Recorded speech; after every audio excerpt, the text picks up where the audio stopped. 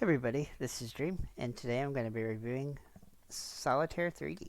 Solitaire 3D is developed and published by Grass Games, and it comes out on December 23rd. And this is a game full of variations of Solitaire card games. Alright, so I'm going to show you in the game here that there are a lot about the game. First, you're going to see that there are tons of variations that you can choose to play. Like Spider Solitaire or memory games or these poker games or pyramid or uh, Klondike, which is your standard kind of solitaire. You've got just all sorts of different options, choices, free cell, spider. You've got lots of variants of spider actually. Uh, Yukon, Tri-Peaks, just so many 3-cell, so many options of the type of games, and I'll kind of show you how the game works from the perspective of making decisions. First, you're going to see that there's going to have, like if you choose a game, it's going to have a game where it has how many decks it requires, the difficulty level, and the skill required.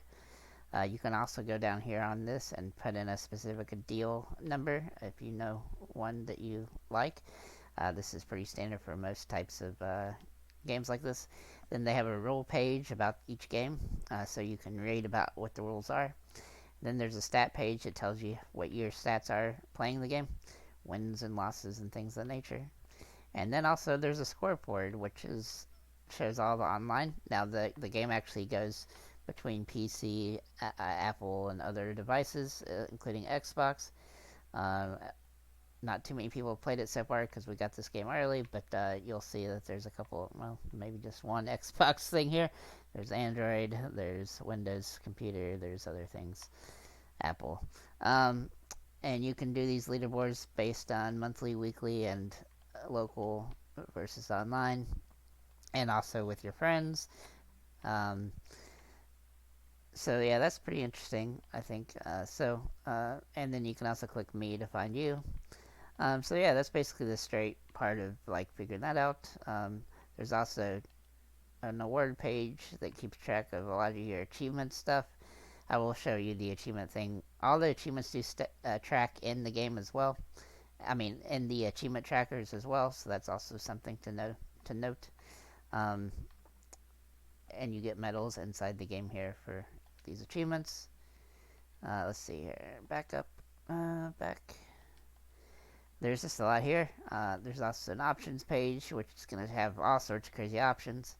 So you can say what kind of game speed you want. You can do like how you're going to do undo level. When normal selected undos are only allowed to the point where no cards have been revealed. So I actually disabled. Oh, actually I didn't actually. I've not actually used this, so I didn't know you could.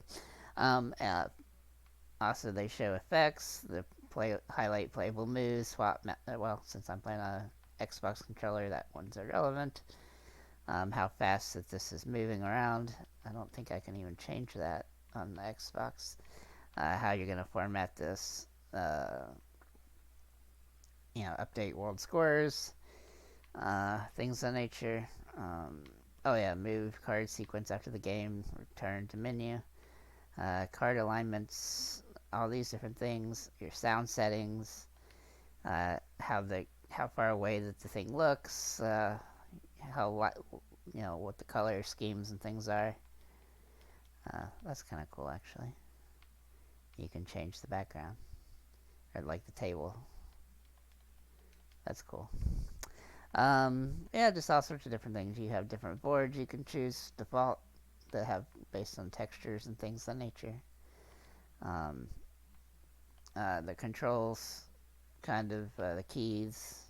Now, obviously, this isn't going to be true because of the Xbox controller, and that's also not for Xbox. And then you also have a deck page where you can choose different decks. So I chose this Shakespeare deck, but you can definitely switch it around. Oops, hit the button on accident. So yeah, there's lots of different decks to choose from. And then that's basically the option settings in the game. Like I said, there's just so many different. You can also favorite certain things to add, like whichever games you like the most.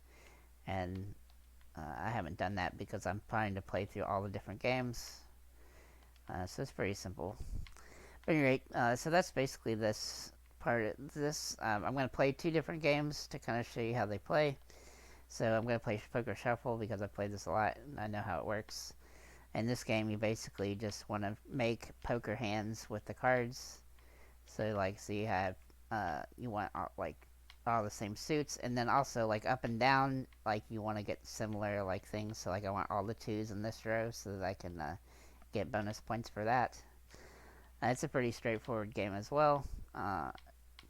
In fact, the only time you can lose in this game is if you actually quit before completing the game. And that's important to know because that makes a difference as to how you win or lose. I definitely think that's well, it's the only way you can lose. So you definitely want to use that to your advantage when it comes to the achievements for getting lots of wins. As you can see here, I actually got a straight, so if you put the cards like that, you're going to get 75 points for straight. And if you get a king, ace, king, queen, jack, 10, 9, jack 10, then you're also going to get a, I'm sorry, yeah, well, that's I think that's a straight, I don't know. I'm not super good at this game, so, at Solitaire, so, but anyway, that's kind of how that works. So you're just going to be putting these cards down in order to complete these things. As for let's see here. Yeah, so once you complete that, then it'll give you a score, 215, and you'll be done. And when you do that, you can go here and submit your score. If it's the highest score you've gotten, then it'll, if not, it won't. And so that's how that game works. I found that game is probably the fastest game in order to collect wins for achievements purposes. So it's definitely great for this. Let me go to Klondike to show you just a normal Solitaire. So there's two different ones. One that's a little easier than the other. And you'll see that's, pretty let's see if it shows you the difficulty difference. Yeah, see how the difficulty maxes out. Oops. From this one to this one. So we'll play a game of this, and then you can also see how it automatically puts the cards up when you get them. You can also change the setting to decide how much that it's going to do that. Obviously in the easier Klondike you can put any card in these spots, not just kings. I probably shouldn't have put that down, but that's okay. Yeah, it's pretty straightforward on how, as far as Solitaire goes for this particular game. You just want to find that, and you want to score as many points as possible. Just to note that if you click on buttons too much and you don't actually succeed at doing something, then it's going to dock you points. Let's see. Oh, I might have messed up and might not win this one. Uh-oh. Nope. Nope. Yep, I lost. And then if you lose, then you can just go. It doesn't actually show you if you lose, which is kind of disappointing. But all you have to do is come over here. You can hit this little button called menu on the side and click new, and it'll or you can click restart if you want the same game played again. There's also a tutorial which will show you how to play the game, and it'll put these things on the game. This does disable the achievements while you're doing the tutorial. So you just, if you want to get off of that, you're just going to have to click new. And there you go. There's also a score. Everything you can see here is in the same from the main menu. It's just kind of on the side here. You can also pause the time by clicking pause, and then you'll have to click resume.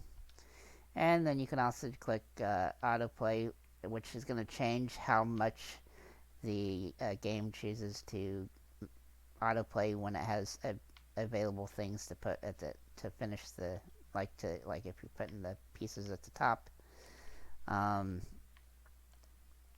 That's pretty straightforward as well. I'm going to play like this here. I'm not going to play this whole game through. I'm just going to show how that autoplay works. See how that automatically puts the 2 there?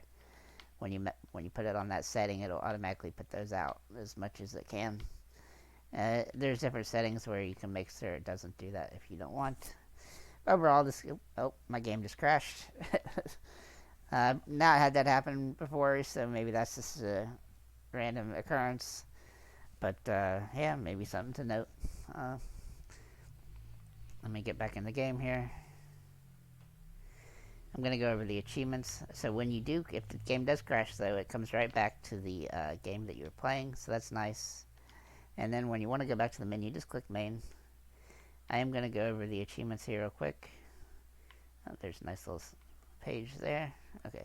So if you click your button here, you're going to come to your achievements, and you're going to see that there's 51 achievements for 1,000 gamer score. These achievements are not short. They are achievements for doing lots and lots of games, winning 1,000 games, and a lot of different types, like resale, triple deck games, games that are hard to get out, or whatever that means, games that need mainly skill, fan master, fan made, fan type games, scorpion games, spider games, pyramid games, Klondike. All these take a long time. There's a lot of achievements that's going to take a long time. The list is good if you're really into Solitaire. The list also does require you to play all the different types of games that are available in the game. Well, not all of them, but 100. There's over 100 in the game, so you just have to play 100 for... and then you have to win 75 different games. Like, play 75 different Solitaire versions and win a game in each one. I have heard that some people are complaining about these achievements. I'm not somebody who likes to complain about achievements. I don't mind lists being difficult like this, and I kind of get irritated by the people who do. But this is the way it is. As for this list, some people are claiming that they're talking to the developers on changing these achievements. I'm going to go out and say I hope they don't.